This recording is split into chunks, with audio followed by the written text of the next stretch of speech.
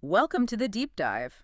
We're the place where we sift through stacks of interesting stuff, articles, research, books, and pull out the absolute key insights. Basically giving you a shortcut to being genuinely clued in. That's the plan. And today, oh boy, we are diving headfirst into something that seems, well, almost simple on the surface.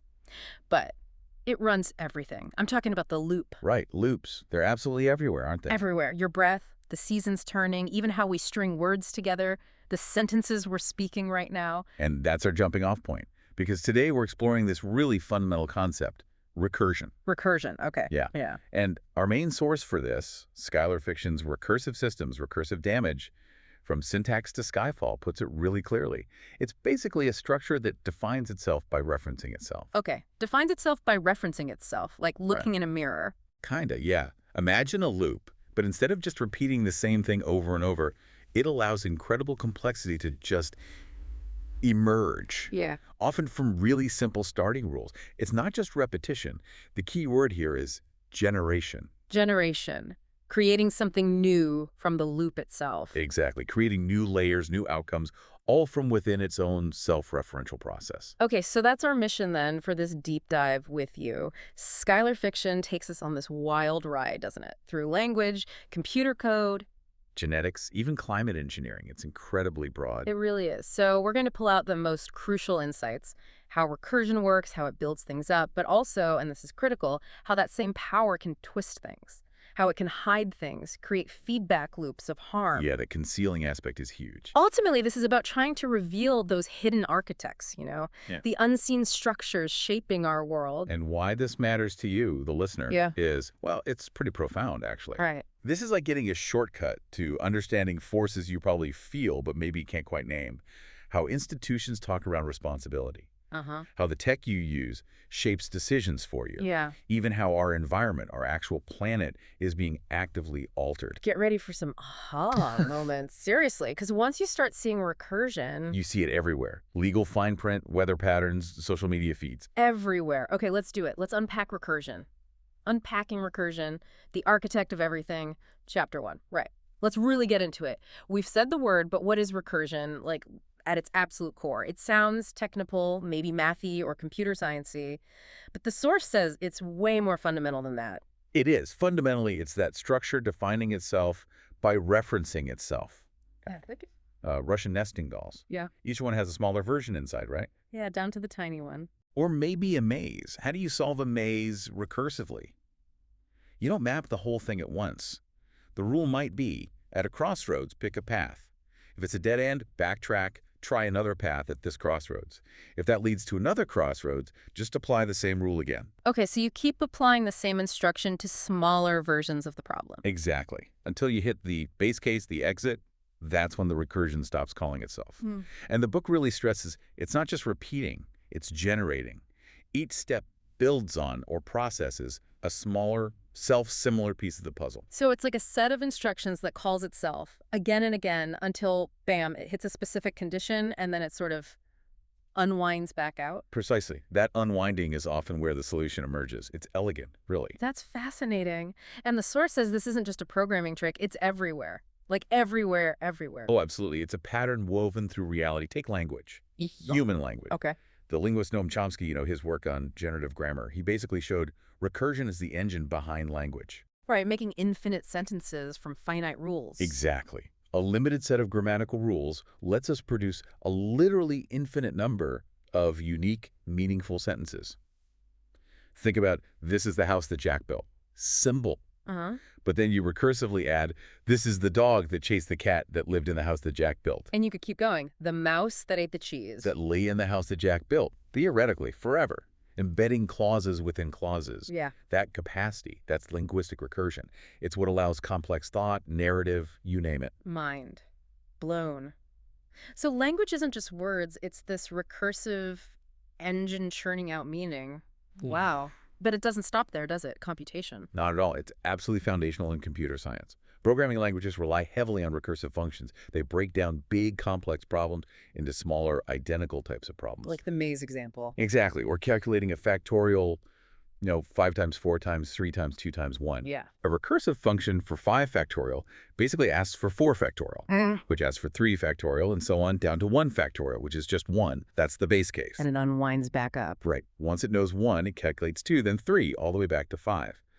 It's elegant and powerful for sorting data, searching complex structures, and artificial intelligence. AI. So the machines are recursive too. Very much so. Especially in areas like understanding language or making decisions, AI models often use recursive structures to find patterns, building complex insights from simpler self-referential steps.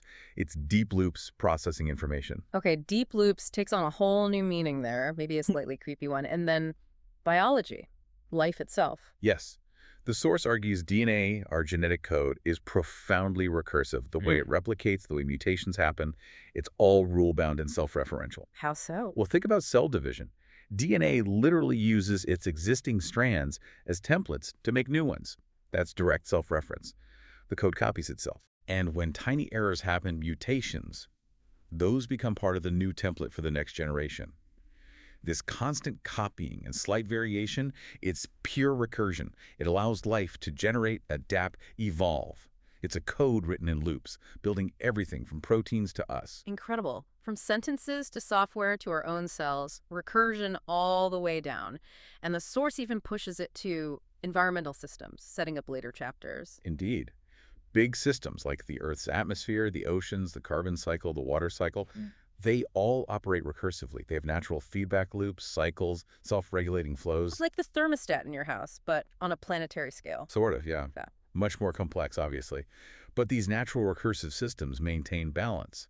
Understanding them is crucial because when we humans intervene, we're inserting things into an already looping, self-referencing system. Which brings us to the twist. Because this is where it gets, well, really interesting and maybe a bit dark. The source warns recursion isn't neutral. How does something so basic, so generative, become a tool for distortion or actual harm? It feels counterintuitive. That's the absolute crux of Skylar Fiction's argument, and where this deep dive gets really critical. Yes, recursion builds complexity, but that same power lets it distort reality, hide things, and crucially, feed back harm into the system. The book talks a lot about obfuscation and the invisibility of authorship. Hiding who's doing what. Exactly. So recursion isn't just some math tool here. The source calls it the language of emergence control and increasingly of manipulation. The loop itself, if you don't examine it or someone designs it cleverly, can make something seem natural or objective when it's actually a power play. Okay, give us a quick example, a preview of this mask of recursion in action, something we might see every day. Sure. Think about language again, specifically the passive voice in big institutions. Okay. We've all heard it. Mistakes were made. You hear it from politicians, companies. Right. No mention of who made them. Precisely. Or policies were implemented. Patients were transferred. Livnat and Webb, who the source cites often, argue this isn't just lazy writing. It's a tool. It reproduces authority while concealing agency. It's a prime, everyday example of how a recursive grammatical structure lets you hide responsibility. The actor just vanishes from the sentence. Wow. So even just how sentences are built can be part of this pattern. Hiding accountability. That changes how you hear those phrases. It really feels like understanding recursion is going to unlock a lot about the systems we live in, making us look harder at what's really going on. Absolutely. Once you tune into these recursive patterns, you start seeing how responsibility, power, even harm get diffused, hidden inside structures that just seem normal, automated, just the way things are. But they're authored. Loops designed with intent, conscious or not, too. Linguistic loops.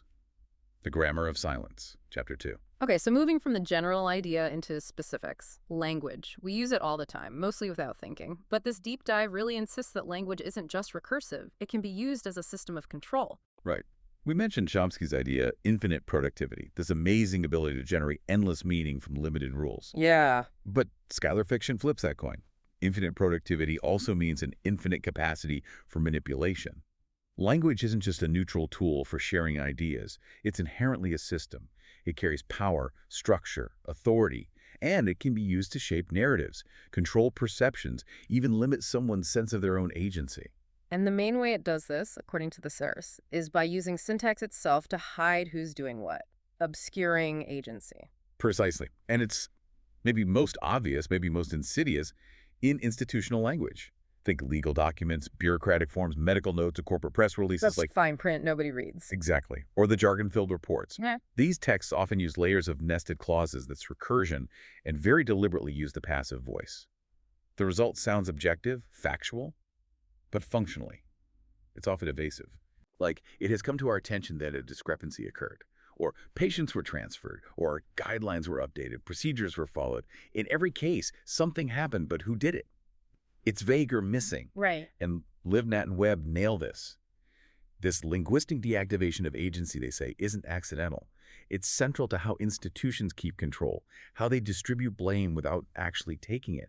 By burying responsibility deep inside abstract layers, they literally create what the source calls a grammar of silence. A grammar of silence, that's powerful. So it's not just bad writing, it's a systemic strategy. Make responsibility just vanish into the words. And this isn't just paper anymore, right? It's coded into automated systems. Absolutely. Think about modern bureaucracy. So much is automated now. Yeah. Systems built with recursive code, Python, C++, A, whatever.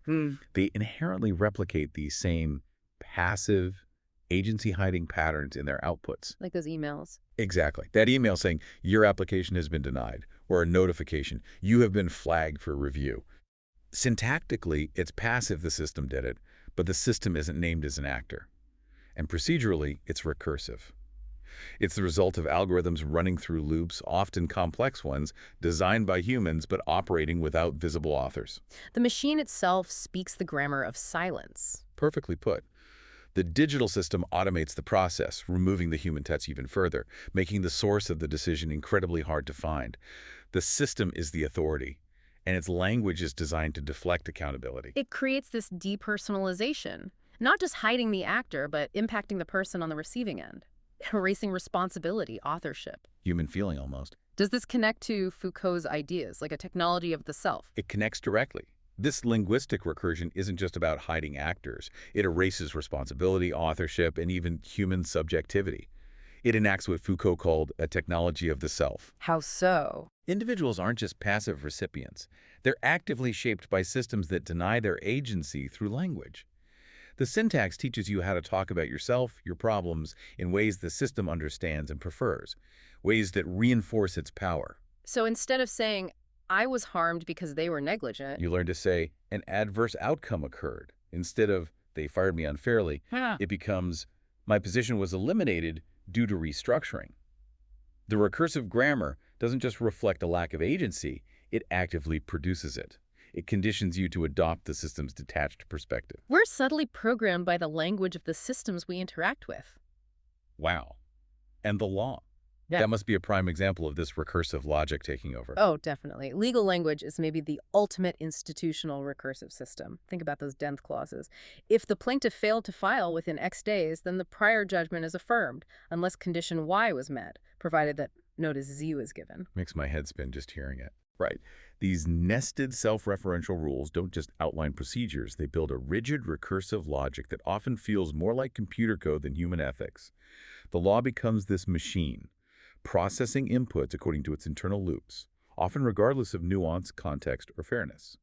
It prioritizes the integrity of its own recursive process over, say, justice. So language, through these recursive loops, mirrors social power structure. And actively reproduces them. It reflects who has power, who doesn't, and reinforces the passivity that lets those systems operate without challenge. It's like Chomsky's generative power, the ability to create infinite meaning gets twisted inward. Used not to express, but to suppress. To control. Exactly. It shows how something seemingly neutral, like grammar, becomes a fundamental tool of control, shaping reality through the words we use, the statements we receive, the forms we fill out. 3. Programming's invisible loops of power, Chapter 3. Okay, from language loops to dot code loops. Programming. It's the engine driving so much of our modern world, right? Apps, infrastructure, everything. And this deep dive shows it's built on the same recursive logic, with the same potential for amazing power, but also hidden pitfalls. That's exactly right. Computation is fundamentally recursive. At its heart, it's about instructions executing repeatedly, often calling themselves, nesting within each other, changing based on previous steps. It's not just functional, it mirrors the recursive patterns we see elsewhere. From simple code to complex AI. Exactly. From basic functions like sorting a list or finding a factorial, right up to complex AI decision trees or neural networks. Recursion underpins the machines that increasingly write, decide, sometimes even speak for us. And that elegance you mentioned earlier, breaking down huge problems into smaller, self-similar chunks, it sounds incredibly efficient. It is efficient. That's the beauty of it in programming. You solve a big problem by having a function call itself to solve slightly smaller versions of the same problem until it hits that simple base case it knows how to solve directly. Like the Fibonacci sequence example, 0, 1, 1, 2, 3, 5. Perfect example. A recursive function finds the next number by calling itself to find the previous two numbers. It's a cascade of self-reference until it hits the base cases, 0 and 1, then it builds back up. It's abstractly elegant. As R.A. Scherer says in the source, recursion lets programmers create intelligent cycles of behavior that can evolve based on rules. Intelligent cycles. But what happens when those cycles move from the computer screen into the real world? Governance, healthcare, policy. That's where the consequences become massive and potentially dangerous, because these loops start shaping lives. This brings us straight to automated decision-making. Right. If the code is invisible and it's making decisions based on its own recursive logic, who's really in charge? Where's the authority? That's the critical murky area. When you apply recursive programming to bureaucracy processing applications, flagging anomalies, assessing risk algorithms churned through vast data using complex loops and feedback, they're fast, yes. Efficient, yes. But transparent, absolutely not. The code is hidden. The recursive logic driving the decision is often totally opaque to the person affected. The code becomes, as the source puts it, the invisible language of authority. A silent structure determining your fate, maybe you're denied a loan, or flagged for extra security screening, or refused benefits not by a person, but by an algorithm whose criteria and loops are completely hidden. The code is judge, jury, and executioner, and the recursion is the secret trial. That's a grim but accurate way to put it. It directly parallels the linguistic recursion hiding agency. Just like passive voice removes the actor, computational systems automate authority without showing the source, the human intentions baked into the code. So the deeper the loofs in the code, the harder it is to trace responsibility. Livnut and Webb called it diffusion of agency in language. Here, it's structurally embedded in the code. Who is responsible when the machine gets it wrong? The programmer, the data supplier, the designer, the institution using it. The ambiguity is built in. And this ties into another huge issue, inherited bias. Code is written by humans, right? So it carries our baggage. Absolutely. No matter how elegant, recursive code inherits the biases of its creators.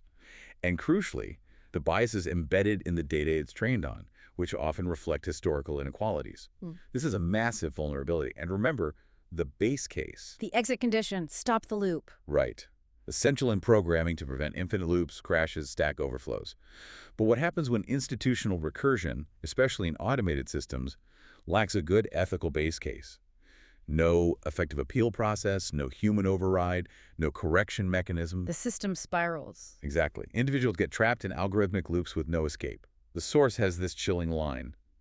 Recursion does not solve, it suffocates. It stops being efficient and becomes a cage. That's genuinely terrifying. A system meant to help ends up trapping people. And this gets amplified in things like surveillance or predictive policing. Hugely amplified. These systems rely on recursive models analyzing past data to predict future behavior. Think surveillance networks, predictive policing, hotspots, credit scoring. They often use machine learning recursive architectures that refine their own rules over time based on new data. They learn? They learn, yes, but that creates a huge risk of what the source calls recursive bias amplification. Meaning? Imagine someone is flagged as high risk by police AI based on biased historical data. That flag leads to more stops, more scrutiny, which generates more data points that seem to confirm the high-risk score. So the system's prediction creates the evidence to justify itself. Precisely. It's a feedback loop. The loop feeds itself, creating a self-fulfilling prophecy of bias. The system isn't just predicting reality, it's actively shaping a biased reality. Wow. So programming recursion basically hard-codes policy into logic, into these loops, creating outcomes that look objective but aren't, And behind it all, an author, intentions, biases. It's crucial to remember these aren't neutral tools. They're instruments of power. And when we forget that, when we treat algorithms as infallible black boxes without authors, recursion shifts from a powerful tool to a potential instrument of real significant harm. Knowing its limits, its origins, is absolutely vital. Oh. For genetic feedback, the recursion of life, Chapter 4. Okay, from human-made code, syntax, algorithms, we're taking this massive leap now, to the ultimate code, DNA, life itself. And our deep dive suggests life operates as a recursive program. That's kind of mind-blowing. It's just how universal this is. It's truly remarkable. If language generates meaning and code generates action, then DNA is the biological equivalent, a recursive system generating life. Its very structure, those repeating base pairs A, G, C, T, and the way it replicates, it follows the same core logic of recursion we see in language and code. Repeating patterns, rules. Exactly. The source calls DNA a code written in loops, instructions that call themselves, copy themselves, and trigger cascades producing proteins, cells, entire complex organisms. Life, in this view, is this incredible recursive program running across billions of years, constantly copying, tweaking, refining its own instructions. So when a cell divides, the DNA copying itself, that's literal self-reference. It reads itself to make more of itself. And mutations, those are like variations in the loop. Precisely. DNA replication is literal self-reference. The existing strands are templates for the new ones. And mutations are slight changes, errors sometimes, in that copying process, but those changes then become part of the new template for the next generation. These recursive mechanisms create both stability, ensuring species continue, and adaptability, allowing life to evolve. As the Science of Biology reference puts it, genetic systems are naturally recursive. Outputs feed into future inputs through reproduction, selection, and mutation. Life isn't linear. It's this spiraling loop of feedback, iteration, replication. But this biological loop, it's not isolated, is it? The source warns it's vulnerable to external recursion, human interference, like pollution. That's a critical and really unsettling point. Environmental pollutants, especially chemicals that can mimic natural hormones or directly damage DNA, introduce disruptive new variables into life's recursive flow. They aren't just around life, they act as an external recursive force, messing with the internal recursion. Got an example? Yeah, the source details a study on Holothuria polonife, a type of sea cucumber in the Mediterranean. Okay. They looked at populations near industrial pollution hotspots, and they found clear changes in their gene frequencies. The prevalence of certain gene variants directly correlated with the pollutants and warmer sea temperatures. This wasn't just adaptation. It showed pollution acting as this external recursive force, literally rewriting the internal genetic recursion of those animals. Rewriting the code, that's a really powerful and frankly disturbing way to think about pollution. It's like industry is unintentionally writing new code into biology. And these aren't just temporary glitches, they stick around. Exactly. They accumulate, they loop through generations, they replicate. Just like programmers need base cases to stop code crashing, ecosystems need stable boundaries. When human activities introduce recursive disturbances, persistent pollutants, altering reproduction, messing with metabolism, weakening immune systems, we are effectively writing destructive code into biology. And it can be subtle, accumulating over time. Very subtle sometimes. Think about epigenetics. Right, where environmental factors change how genes are expressed without changing the DNA sequence itself. Exactly, turning genes on or off. And crucially, these epigenetic changes can sometimes be passed down to offspring. It's a direct recursive feedback. The environment literally writes its experiences onto the internal genetic programming. Which brings us to coal fly ash. This isn't just about breathing problems, the source suggests. It goes deeper into our reproductive biology. It does, profoundly so. While, yeah, we talk about respiratory or neurological impacts of things like coal fly ash, the source focuses on the potential risk to reproductive health and development. J. Marvin Herndon's research found significant neurotoxic elements like aluminum, arsenic, barium, and coal fly ash. These are linked not just to immune problems, but potentially to direct DNA damage. So pollution like that isn't just a health issue. The source frames it as a recursive genomic intervention rewriting the base code of species without informed consent. It's like this unwitting, large-scale genetic programming happening invisibly at the molecular level. That is heavy, unwittingly programming ourselves and other species through industrial waste. But surely life has limits. Systems can't just adapt infinitely to this. Absolutely not. Biological systems evolved over vast timescales with relatively stable recursive rules, predictable climate cycles, nutrient flows.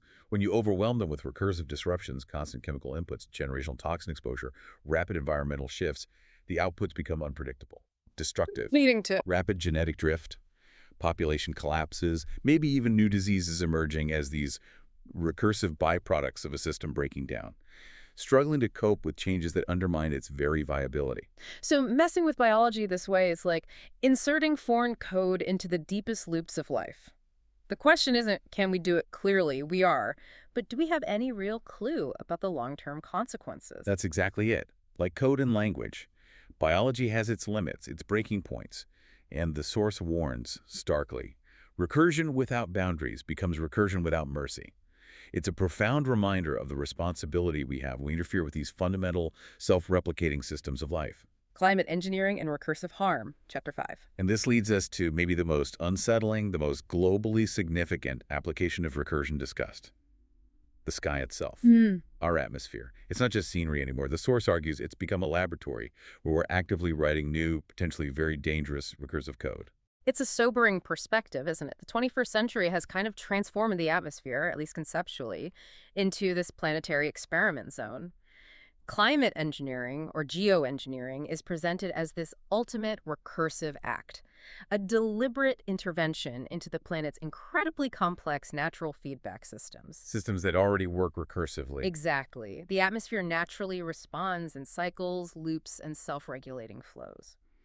When we inject new things into it, it doesn't just passively absorb them, it reacts, integrates them, feeds the changes back into its own loops. The source uses that striking phrase, when we edit the sky writes back.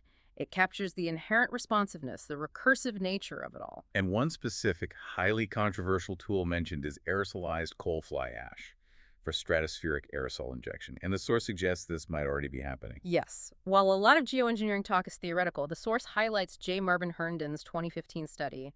He analyzed rain and snow samples across the U.S. and found surprisingly high levels of aluminum, barium, strontium elements matching the profile of coal fly ash. His interpretation was that this pointed to intentional aerial dispersal, a massive, largely unacknowledged geoengineering experiment, possibly already in progress, maybe to reflect sunlight and counter-warming. Now, whether that interpretation is accurate or not is debated, but the source uses it as a potent example of a potential large-scale recursive intervention we need to consider. So if something like coal fly ash is being put into the atmosphere, it doesn't just vanish. It becomes part of the atmospheric recursion, leading to recursive fallout. Exactly. The atmosphere is this dynamic system, carbon cycles, water cycles, albedo feedbacks where reflective surfaces impact temperature loops, injects something like coal fly ash, and it's immediately part of that system. It might reflect sunlight as intended, but it also potentially alters rainfall, affects plant life, and eventually, inevitably, it falls back to Earth as particulate matter. Affecting us directly. Right. This recursive fallout impacts human health. Respiratory, neurological issues are often cited, and it re-enters the wider biosphere, water, food chains, soil. The source emphasizes their impacts reverberate through the biological and ecological systems we depend on, creating unpredictable new loops. And connecting back to genetics, these metals, like aluminum and coal fly ash, could have epigenetic effects, long-term changes passed down generations, rewriting life's code again. That's the critical, deeply worrying link. Metals like aluminum are linked to epigenetic effects, changes in gene expression, not sequence, that can influence health and, crucially, can potentially be inherited. Dr. Christopher Exley's work on aluminum's link to neurological issues and immune problems is relevant here. The source frames these potential skyborne particles as not only environmental pollutants, but profound genetic feedback mechanisms, foreign code entering the recursive system of life and subtly rewriting its rules. It's literally recursion imposed from above, an unwitting, potentially irreversible genetic programming experiment on a global scale. And the language around this. Geoengineering climate intervention, it sounds familiar, like the bureaucratic passive voice we talked about, obscuring responsibility. It absolutely echoes it. The source points out how terms like solar radiation management, stratospheric injection, atmospheric whitening, they borrow that same institutional grammar, technical, passive, seemingly objective. As LiveNet and Webb argued about bureaucracy, this language creates a facade of objectivity while diffusing responsibility. The recursion isn't just physical, it's syntactic. Loops of language removing the human hand from potentially massive environmental manipulation, framing it as just a technical fix. And there's also this recursive politics of silence the source mentions. We're not talking about it makes it even harder to talk about. A loop of ignorance. Yes, that's a really insightful point about how knowledge gets managed recursively. You see major organizations, governments, mainstream media often avoid discussing things like aerosol geoengineering, despite public concern and some independent research. This recursive omission creates a feedback loop. The less it's discussed seriously, the more it seems like a fringe conspiracy. The more fringe it seems, the easier it is to dismiss, reinforcing the silence. That the physical effects wouldn't stay on the fringe if it is happening. Exactly. The source argues if these aerosols are being deployed at scale, their effects will show up in soil, plants, water, biology. They become recursive outcomes for recursive intervention, whether we choose to talk about the input or not. And all this natural climate recursion interacting with these massive potential human interventions, it pushes us towards dangerous thresholds, where recursion flips from generating stability to consuming it. The source points to signs of increasing instability. Wild jet stream behavior, collapsing polar vortices, extreme weather, biological oddities. It argues every natural recursive system has thresholds, base cases beyond which stability breaks down. Are these changes due to CO2 emissions, deliberate manipulation, or a dangerous mix? Whatever the cause, the loops seem to be tightening, heading towards disequilibrium. It's like we're writing complex chemical code into the sky, acting as if the atmosphere won't write back negatively. But the warning is clear. When recursion turns chaotic, loses its balance, it no longer generates, it consumes. It's a stark warning about potentially irreversible consequences. 6. Recursive collapse. Wow. When the system eats itself, chapter 6. Which brings us to a really critical, almost frightening point. Every recursive system, no matter how powerful, needs that base case. And without it, disaster. And this deep dive warns that in many areas, we might be teetering on the edge of recursive collapse. That's the ultimate cautionary tale from computer science, right? And it's a powerful metaphor for all complex systems. Recursion, without a defined exit condition, leads to an infinite loop. In a computer, that's a crash, a freeze, a stack overflow, total system failure because it loses track of itself. It runs out of memory trying to remember all the loops. Exactly. And the source meticulously applies this idea across the board to nature, language, institutions. When the feedback mechanisms that are supposed to regulate recursion get weak or are ignored or deliberately bypassed, recursion stops building useful complexity. It starts consuming itself, spiraling inward. That's recursive collapse. And we can see hints of this collapse in language, like in that bureaucratic speak. Oh, vividly. Institutions hiding behind layers upon layers of passive grammar, recursive justifications that deflect responsibility forever. Nobody acts, but the system acts. Nobody decides, but decisions with huge impacts happen. Liv Natten-Webb's idea again. Agency diffused to the point of disappearance. Harm happens without traceable authors. When systems just generate endless clauses justifying themselves, with no clear subject, no base truth, it's like linguistic infinite loops. Form without exit, language without truth, meaning just dissolves into noise. And in programming, it's not just a metaphor, it's literal failure. It's absolutely literal. Recursive functions must have termination conditions, get them wrong or omit them, and the function calls itself forever until the program's memory stack overflows. Crash. The machine essentially gets amnesia from overextending itself. Now scale that up. Think about our digital world. Surveillance algorithms updating predictions based on their own past predictions, self-validating echo chambers. Financial markets where AI traders react recursively to other AI traders, triggering flash crashes. Social media platforms feeding you endless loops tailored to what the algorithm thinks you want, creating filter bubbles, polarization. The source calls these autophagic systems recursion devouring itself, consuming their own output, disconnected from reality, without correction. And in biology, the consequences are just as dire, from pollution back into our genes. Just as dire, perhaps more fundamentally so. When persistent pollutants disrupt genetic regulation, they force gene expression to mutate over generations in response to unnatural inputs. The genetic code starts rewriting itself chaotically. We see this with epigenetics, environmental stress leaving marks on DNA, altering gene activity, potentially across generations. Recursive collapse here means life systems adapting to the very toxins that are erasing their viability. The code of life, designed to perpetuate, starts encoding its own destruction. In climate systems, we see the loops breaking down there, too. Absolutely. The Arctic melting is a terrifying example. Less ice means less reflection, lower albedo, so more heat absorption, which melts more ice. Recursion without relief. If large-scale geoengineering is happening, as Herndon suggests, it might be another recursive input, added without fully understanding its long-term loop effects. We're messing with the code of climate, language, biology, technology, often without grasping the recursive consequences, pushing systems past their breaking points, risking collapse. So recursive collapse isn't just a simple breakdown, it's sneakier.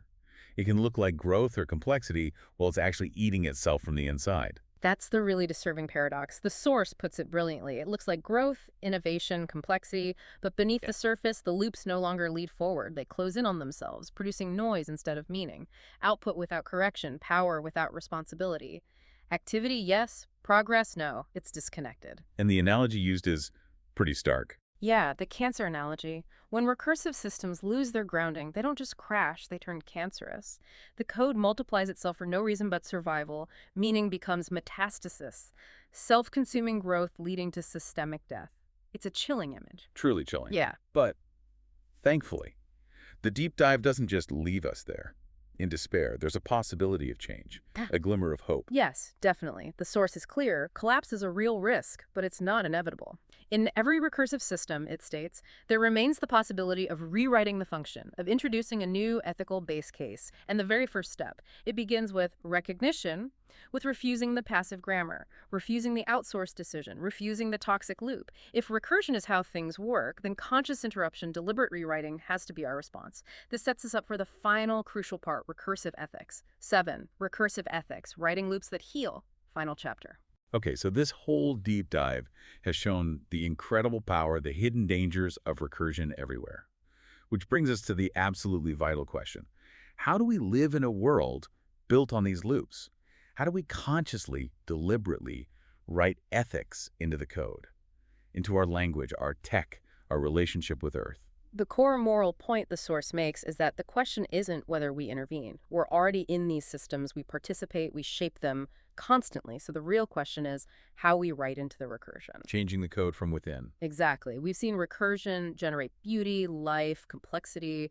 We've also seen it amplify harm, hide truth, spiral towards collapse. So the task isn't escaping recursion that's impossible, it's transforming it.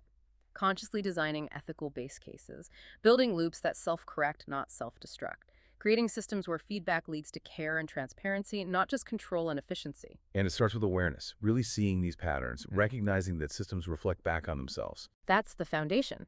The source says, every system we inhabit or build reflects back upon itself, a recursive mirror. An algorithm trained on biased data doesn't just make one biased decision, it recursively trains future decisions on that bias, locking it in. Government language that hides responsibility doesn't just obscure one event. It trains citizens to accept unaccountability as normal. These aren't just technical glitches, they're moral structures, loops encoded with values, often values of expediency or control, maybe unintentionally. So accepting them as inevitable is giving up our agency. Precisely. Reclaiming agency starts with recognizing these systems are authored. They were built, and therefore they can be reauthored. We can change the code. Okay, so recursion lets things scale massively. Language, code, genetics, climate. But ethics has to scale too. How do you even define ethical base cases for systems this diverse and complex? Well, a recursive ethic doesn't give you a fixed rulebook for every scenario. That's impossible. Instead, it provides a structure, like recursion itself. It defines its base cases as core values that act as termination conditions for harm, like truth before efficiency, care before prediction, transparency before automation. These aren't just nice ideas tacked on at the end. They have to be built into the foundation as essential stop conditions, like if harm detected, halt and reevaluate, building correction into the loop's architecture. And the source sees hints of this happening already, fragments of this recursive ethics emerging. Yes, definitely. In tech, think open source movements, emphasizing transparency, community oversight, the ability to reprogram the loops, resisting hidden control. In law, think restorative justice, trying to interrupt cycles of punishment with new loops of dialogue, empathy, healing. In environmentalism, look at indigenous ecological knowledge, reframing feedback not as abstract data, but as relationship, a living loop between earth and self, demanding responsibility, providing a profoundly different ethical base case. These are like recursive structures written with better intentions. Exactly. Written to heal, not just to control or exploit. But we still face that meta-recursion of power problem. Systems reinforcing themselves, replicating their own logic, often disguised as innovation.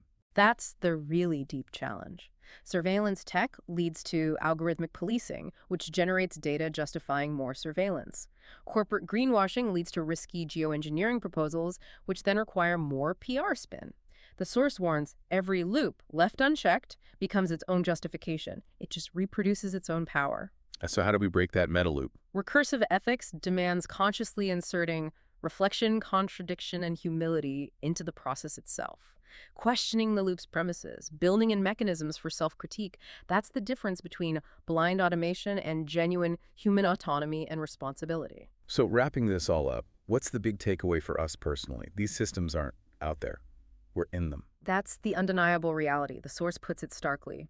We are not outside the systems we critique. We speak in recursive syntax. We live in algorithmic culture. We breathe a sky altered by past loops. We are fundamentally within the recursion. We are part of the running code. And this is the empowering part, because we are inside it. The power to edit, to rewrite, it's still there. It's accessible.